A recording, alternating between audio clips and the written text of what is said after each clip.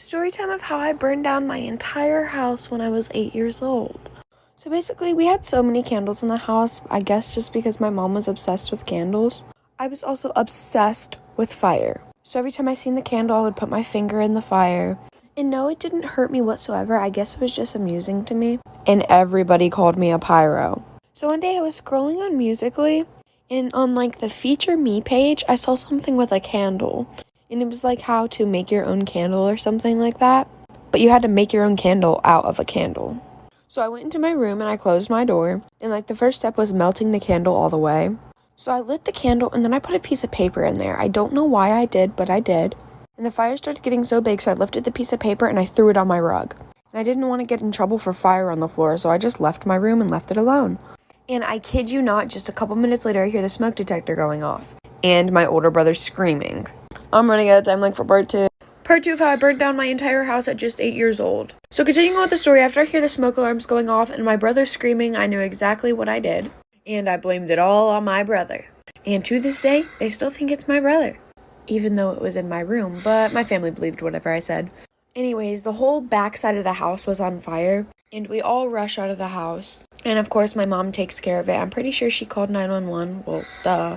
Sadly, our 2 cats, 2 bunnies, and 4 hamsters were in the house. And our bird, but our bird was getting ready to pass anyways. I'm not sure how, but the house caught on fire so quickly, and the entire thing just blew up into flames. There might have been something else that the fire triggered to make it more big, I guess. I don't really know how to word that. But we ended up raising enough money to move to a different house because we lost every single one of our belongings. When the house burned down, there was only one wall standing, and it was the wall of pictures of my grandma who passed 10 years ago. Storytime of how my entire virtual online class found out that I was pregnant, and one of them ended up telling my mom. So due to COVID, where I live, there is no in-person school, so everybody is virtual. So I was in my first block, and you only have to turn on your cameras for when she does attendance, and then when you're talking. So I was called on, and I had to answer a question, so I unmuted myself, and I turned on my camera. And then when I was done, I turned off my camera, and I think I forgot to mute myself back. After that, during that week, I was already having a pregnancy scare, so I FaceTimed my boyfriend, and I went to go take a pregnancy test. Mind you, I don't really listen in class to begin with, so I turned the volume all the way back down because when the teacher calls on you once, she doesn't call on you again. So again, I couldn't hear anything happening in the classroom. So I was on the phone with my boyfriend. I was freaking out while I was taking a pregnancy test, and it ended up coming back positive. So I started freaking out and I started bawling my eyes out. And in my room, I was screaming, I'm pregnant, what am I gonna do? I look back over and the session had ended. And everyone in that class is texting me oh my God, are you okay? I'm here for you, blah, blah, blah, blah, blah. So of course I start to freak out. I'm running out of time for part 2. Part 2 of how my whole entire online class found out that I was pregnant and one of them told my mom. So continuing with the story, I texted a couple of them back and I was how did you know? And they were we heard you sobbing in the background screaming, I'm pregnant. Then one of them goes, we heard some guy in the background screaming, just get a hanger, and you were screaming, no! Then one of them comes to tell me that the teacher had to start a brand new class because I wouldn't mute myself. So then I emailed my teacher and I told her that I was going through a really hard time and I really do apologize. And then she explained to me that everything was fine, she understands, things happen. So we were all good until 3 days later. And my mom calls me telling me that somebody in my class had told her that I am pregnant. And I tried telling her no, that is not true whatsoever. And then she sends me a recording that somebody else sent her of me in my room bawling my eyes out screaming, I'm pregnant, I don't know what to do. So somebody in my class was a big old snitch and sent a recording of me screaming I'm pregnant to my mom. And my mom is trying to force me to get an abortion, but I don't want to. To sum it up, I'm moving in with my grandma because she's super, super supportive. And in 3 months, I'll be having a baby boy. Storytime of how I got sexually assaulted by my stepdad for 4 years straight and nobody believed me. So my mom got with my stepdad when I was 5 years old, and all of the sexual assaulting started around 6. It went from the little things as of just saying dirty jokes to me, all the way to actually sexually assaulting me. One of the little things that he did is he would hide all of my underwear, then tell me I can't wear the dirty underwear that I had on, so I would have to go without wearing underwear, then he'd force me to wear a dress, so it's easier for him to touch me in all the wrong places. And he would always bribe me to sit on his lap by letting me fake drive the car. He would literally sit in my bed while my mom was at work and force me to watch adult videos, and would force my hand in places that it shouldn't go. He has done so much more things to me, but I don't really want to go in detail with everything else. And then one day he told me that if I ever told anybody about this, that I would be in very big trouble and my life and my mom's life would be at risk. And at such a young age, I didn't know what to do, so of course I kept everything to myself. And then things just got a lot worse. I'm running out of time for a part 2. Part 2 of how I got sexually assaulted by my stepdad for 4 years straight and nobody did anything about it. Continuing with the story, he started getting more comfortable with doing more and more things to me. It continued for years and years and years. I started to try to stand up for myself, but it never worked. It always would end up just making the situation worse, and he would harm me in spots that my mom isn't gonna check. And again, I was told that if I told anybody, then my life would be at risk, and so would my mom's. And again, I was also younger, so I didn't really know what to do. But then finally came a day where I had enough, and I went to go tell my mom. She told me that I was insane and didn't believe me whatsoever. I went to go try to tell my grandma, my grandpa, my aunt, my uncle, and my brothers, and none of them believed me. None of them believed me until 6 years later. I am now 17, and because my mom was so blindsided by this boy that she didn't believe what was happening in her own household, it caused me to have many scars, very disturbing, traumatizing experiences. Also wish me luck, because in exactly 2 weeks from today, I'll be seeing this guy. Storytime of how I found out that there was a guy living in my attic. I'm even pretty sure there's a couple articles on this. So basically, living in the house was me, my mom, my dad, and my younger sister. This story ends up taking a huge twist, so just stay tuned for that. Also, keep in mind that my boyfriend's name at the time was Jacob. When I first started to notice that there was somebody else in my house was when I first started dating Jacob. Mind you, the only time anybody in my entire family has ever been in the attic is the first 2 months that we lived there. And it was only once or twice, and we never seen anything up there. So we would notice that bits of our food would go missing, and every time we packaged leftovers, the leftovers in the Tupperware that we packaged the leftovers in would just completely disappear. And a bunch of my stuff would always go missing. For example, 2 of my pillows and 4 of my blankets gone missing, and my shoes and my clothes, and even my underwear. So one day my boyfriend came over and he left around 1 a.m. So the rest of my family was sleeping. Also, I have the whole entire upstairs to myself, and my mom, dad, and my sister sleeps downstairs. This story just ends up getting really crazy, so like for a part 2. Part 2 of how I found out that there was a guy living in my attic. Continuing with the story, I go downstairs and I walk my boyfriend out to the car. Of course, trying to be quiet because the rest of my family is sleeping. So I go back upstairs. Mind you, I have the whole upstairs to myself. And then I go to the bathroom and there was pee in the toilet. And on the wall in front of the toilet, it said Jacob was here with a heart. So I took a picture of it and I posted it on my private story because I just thought it was funny and cute at the same time. And he slid up and said, what? And then he swore up and down that it wasn't him. So anyways, it freaked me out at first, but at the same time, I didn't really care. So I didn't really pay any mind to it. So to speed the story up, my dad had to go in the attic for something, and he found an actual mattress covered in insulation. And in the corner, he found a guy. The guy looked very sickly, skinny, but scary at the same exact time. So, of course, my dad called 911 right away, and the guy admitted to stealing our food, stealing my underwear, stealing things out of my room, basically stealing from us overall, stealing our food, etc. I'm running out of time, but he ended up being a wanted criminal, but he's in jail now, so yeah. Storytime of how my best friend was catfished by my dad. So me and my best friend were kind of just like swiping through Tinder for fun. And then she came across this really, really hot dude. So of course, she swiped right and they talked all night long. And he said he had an Android so he couldn't FaceTime, but his messages were blue, so I thought something was off. She was too blinded to see that something was up in the first place because she was messaging with a really hot guy. So about a week of them just like texting back and forth and I guess getting to know each other, they decided that they were going to meet up. So they both decided that they were going to meet up at an Olive Garden near them. And you see, as her best friend, of course, I'm going to have to go with her. So I got dressed up and I sat about 5 tables away from her. And we got there about 30 minutes earlier than we were supposed to be there. Okay, so my best friend had 3 bowls of fettuccine alfredo before he got there. So when he got there, it wouldn't look like she ate a lot. Then I see my dad walk in, all dressed up and fancy with a bow tie and everything. This story time just gets so much more funnier, so like for a part 2. Part 2 of how my best friend was catfished by my dad. Continuing with the story, I see my dad walk into the restaurant all dressed up. Mind you, my dad's married. To my mother, of course. So I was like, ooh, my dad and my mom are finally going on a date together. And then he looks over to my best friend and walks over to the table. When I tell you my heart dropped, my heart has never sank so deep inside me so fast. He sits down and asks her, is this Mackenzie? When I tell you I busted out laughing so freaking hard I fell out of my chair. And almost everybody in the restaurant turned around and looked at me, and so did my dad. And I walk over to the table and I'm like, what the heck is going on here? My best friend is literally just sitting there in shock, no emotion on her face. Then he looks at us, he looks really confused, his face goes blank, and then he goes, I was just trying to teach y'all girls a lesson. I told my mom and I was just getting a laugh out of it, and then she looked through his phone and said that he was meeting up with a bunch of 14-year-old girls. So comes to find out, my dad is a pedophile. My mom kicked him out, and if you're one of those girls, I really do apologize. Story time of how my stepmom got so jealous of me and my dad's bond that she plotted to kill me. So I never really liked my stepmom in the first place because she was a little controlling over my dad. And I just knew that she hated me and I really hated her too. But you know, my dad was in love and he seemed happy, so I didn't really say anything. And my dad would always take me to lunch on Saturdays and Sundays. And we'd have like a dad-daughter bonding day, I guess. And me and my dad were just super close. And every single weekend, me going to lunch with him would start an argument between them two because she said I was taking time away from them two. My dad really never chose sides, but I never really got involved in the relationship as much as I hated her because I just loved seeing my dad happy. Also, at this time, I was 15.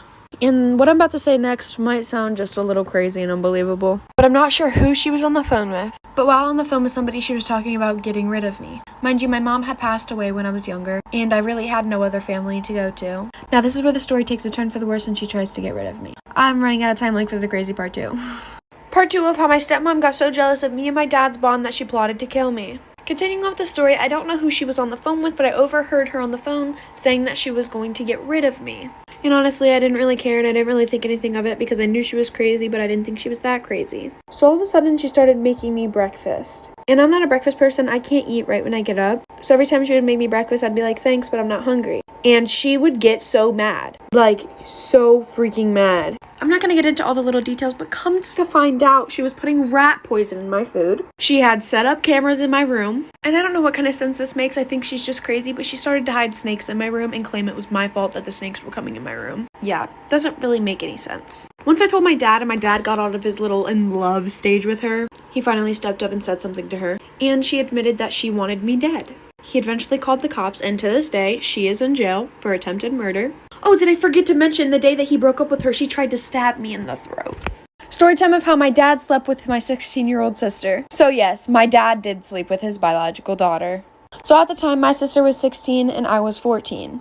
Okay, so my sister and my dad had a really weird connection, but I just thought it was because he favorited her and he didn't really like me that much. He ended up saying his favorite was her because he knew that she was easy. But anyways, back to the story. Every single Friday, he would pick my sister up from school during lunchtime and take her back to the house, and they would have like daddy-daughter lunch there. And then my mom would do the same thing with me on Mondays.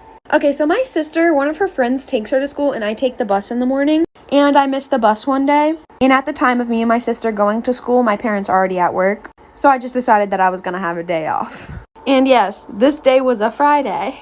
I'm pretty sure you guys can already see where this story is headed. But I was in my room, I was just chilling, sleeping, and then all of a sudden I hear stuff happening between my dad.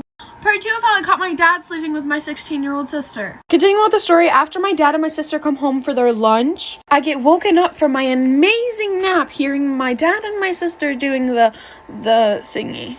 When I tell you my sister was off for waiting for marriage, oh my gosh. My sister wouldn't even touch a boy in the wrong spot before marriage.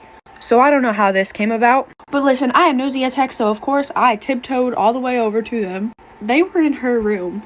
I whipped my phone out so fast, I acted like I was on a talk show, and I said, presenting. I opened the door, and I see my sister and my dad actually sleeping together. They were under the blanket, so I didn't see any private areas. My sister was really, really popular at school, so out of this situation, I got her to walk me around school everywhere. My dad bought me a car and gave me $1,000. Haha, I made him go broke. Then after I got everything I wanted, I told my mom. She kicked my sister and my dad out, and I'm pretty sure they live together now, but I haven't talked to him since. Story time of how I found out that I was pregnant with my stepbrother's baby. So basically, I was 16 at the time, and my mom didn't let me date, so I had to keep dating this guy a secret from my mom. And every weekend, this guy would come over, and she was dating him, but she didn't think that we were ready to meet his kids yet. Okay, so to be able to hang out with my boyfriend, me and him both told our parents that we were going to a friend's house. And my best friend's mom does not care what she does, so me and him would both always go there. So about a year into dating this kid, me and him were both tired of keeping it a secret from our parents. And legit, coincidentally, the same exact night that I was going to tell my mom about my boyfriend is the same exact night her boyfriend was going to bring his kids over so we could meet them. So I was going to wait till after we met them so she was in a better mood. And when my mom's boyfriend got there, so did my boyfriend. Me and him literally don't know how we didn't catch on. So we both decided not to tell our parents yet. And then me and my boyfriend decided that we were just going to take advantage of it. Because my mom's boyfriend was going to be moving in, so that means I can live with my boyfriend. I'm running out of time for part 2. Part 2, I found out that I was pregnant with my stepbrother's baby. Continuing on with the story, my mom's boyfriend moved in. And because my boyfriend was my mom's boyfriend's son, he also moved in. So So every time my mom and her boyfriend, aka my boyfriend's dad, would go to sleep, me and my boyfriend would always end up in the same bed. I don't know how we hid this for such a long time, but they ended up telling us that they were getting married, so me and my boyfriend decided that we were going to tell them that we had been dating for, I think it was 2 years at the time. My mom and his dad were absolutely okay with it, and at that, they made us share a room in our new house. And an exact week after they got married, I ended up taking a pregnancy test just for fun, and it came out positive. I was literally so scared, and 2 days later, my mom told me that she was pregnant. So as we speak now, I have a 2-year-old brother by my boyfriend's dad, and I have a 2-year-old baby by my stepbrother. Oh, also for another story time, I caught my stepbrother, aka my boyfriend, sleeping with my mom.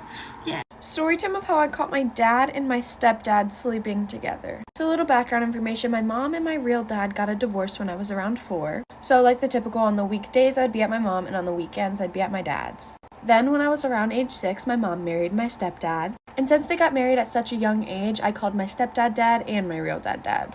This story ends up with a lot of confusion and chaos, so just get ready for that. So everything started to get a little weird when my stepdad went to go drop me off at my dad's house one day. My stepdad actually went into my dad's house and they talked for about like 5 hours. You see, I went to sleep, and then the next morning my stepdad and my dad were both making me breakfast. And then I overheard my stepdad on the phone with my mom saying that he had an overnight shift. So I didn't say anything because every time I tell my mom something, she ends up believing my stepdad anyways. Because I mean, my stepdad's always right? Anyways, the next time that he had dropped me off, my stepdad ended up staying again. Then I ended up walking into my dad's room, seeing both of their pants off. I'm running out of time, like for part 2. Part 2 of how I caught my dad and my stepdad sleeping together. Continuing on with the story, I had to ask my dad a question, so I walk into his room and I see my dad and my stepdad's pants off. One was laying down, the other was... You guys get the point. My dad quickly jumps off the bed, and he jumps up so fast that he falls off the bed, and he goes, honey, it's not what it looks like. And then my stepdad said, get out. So I thought it was funny, so I took a picture and I sent it to my mom because I knew she wouldn't believe me if I didn't have proof. And then she went crazy and tried to kill both of them because, he cheated on her. Then she ended up in like a mental hospital. They declared her crazy or something. So I don't see her anymore. And now I have 2 gay dads, and let me tell you, it's probably the best thing in the world. So basically, to sum it up, my stepdad cheated on my mom with my dad, and then my mom went crazy trying to kill my stepdad and my dad. Then she ended up in a mental hospital, so now I don't see her anymore. And yeah, I have 2 dads now. Now they got married, and yeah, I'm pretty happy. Even though she's crazy, I kind of miss my mom. Story time of how I found out that my 13-year-old sister was sleeping with my teacher and nobody ever did anything about it. So this is the first time that I'm actually telling anybody, because I'm finally old enough to realize that all of this was just wrong. So at the time, my sister was in 8th grade and I was in 6th grade. So my sister claimed that she needed extra help in history, and I guess my mom trusted him, because after school he would take me and my sister to his house and then help my sister. And he would always say he had to get ready before he tutored her, because they would go in the room with the door shut. But he said that was the only way for her to learn best. And while we were waiting for him to get ready, me and my sister would play this literal funnest and most satisfying game ever. It's where you grow little plant dudes, and me and her literally got so addicted to it. The link to that is also going to be in my bio. And then he would start playing the game with her, trying to get on her good side. And then they make me wait in the living room for about an hour while they study. And every day she would come out saying, oh my god, I learned so much today. I mean, she did learn something. Anyways, I'm running out of time for part 2. Part 2 of how I caught my 13-year-old sister sleeping with her teacher. So continuing on with the story, I was just waiting outside the room until they got done. And one day my mom called me and said that it was an emergency and she had to pick us up early. So I knocked on the door really lightly, and then I opened the door. And I'm surprised it wasn't locked. And I opened the door and I see my 13-year-old sister and her 42-year-old teacher just getting it on. I mean, I ain't no snitch, so I didn't say nothing. At the time, I was 11 years old in 6th grade, and I high-fived her. Then the teacher bribed me with $500 to not say anything. Again, I was in 6th grade at the time, so my parents would definitely wonder where I got the money from. So the teacher told me that if I let them keep doing their thing, he'll make this fake raffle and say that I won it. Because me and my sister were so close, I never snitched on her. And this is the first time I'm telling the story. Me and my sister don't talk anymore. So if you're that teacher that gave me $500 to keep effing my older sister, you are probably one of the most disgusting people that I've ever met. And if this story gets out there, sorry for saying this, but I need to get this out there, John Wilson, you deserve to rot in jail. Story time of how my boyfriend ended up being my stepdad. So I was dating this kid, and me and this kid had the best relationship. He was 19 and I was 17. And I mean, we were literally always together. And my mom would always call him hot and stuff like that, but I thought that's just what moms do. and I didn't think of it in that type of way. So one day my boyfriend got mad at me, and he was like, I'm gonna F your mom, become your stepdad, and boss you around if you keep up that attitude. And I mean, who would think that he's gonna actually try to do that? And I said, I would like to see you try. But again, we were just in a little argument, so about a month or two goes on, and I find messages from my boyfriend to my mom and vice versa. They were sexting, and I saw things I did not want to see from my mother. So I went to go confront both of them, and I confronted my mom first, and she wouldn't tell me nothing, she just told me to get out of her face. Oh, but my boyfriend told me they have been hooking up. But he told me I was overreacting because it's just my mom. Oh, just wait till you find out what happens next. I'm running out of time, for part 2. Part 2 and how my boyfriend became my stepdad. So continuing on with the story, I told him that he was disgusting, and then I just ended our relationship. And at first he wouldn't let me break up with him, but then finally we were just both okay, this is not gonna work out. So about 2 days later, I come home and I see him at my house, and I'm like, dude, we're not getting back together, so don't try, you're weird. And he has the audacity to go, I'm not here for you, I'm here for your mother. And at that point I was like, I'm moving out. And that night I heard some noises that I didn't want to hear. And then my mom ended up getting pregnant again. She's only 34, I think, but he's 19. So the age gap isn't really that big of a difference. But it's the point that my boyfriend decided to F my mom, get her pregnant, and now I don't even know how I'm related to this child. Yeah, so now my mom's pregnant with my ex-boyfriend's child. I mean, I'm so nice to the kid because it's my step-sibling's dad. But at the same time, I secretly want to, inject him out of the game. In the game, I want to inject him out of his life, so, yeah. Story time of how I got the best revenge on my worst enemy. So basically, there was this girl that literally copied my absolute every move. It all started because the boy that she was dating tried to hit me up. So I guess she was trying to be more like me, I guess. And it all started when I got a puppy. Literally 2 days later, she ended up getting a puppy. The same kind of puppy.